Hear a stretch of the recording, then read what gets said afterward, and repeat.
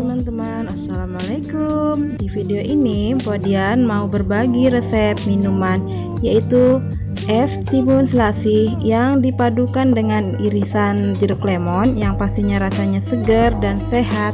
Yuk intip cara buatnya ya.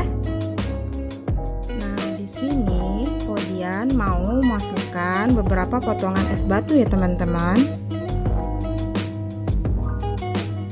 Lalu Podian mau masukin ke timun yang udah diserut terlebih dahulu. Nah, nggak lupa Podian mau masukin biji selasih ya. Kemudian Podian juga mau memasukkan nata de coco. Nah, kalau sudah, Podian mau masukin sirup ya.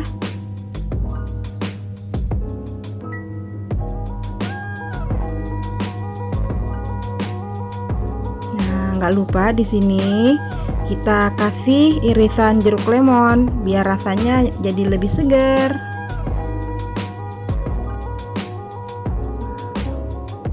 Lalu kita kasih air putih secukupnya ya.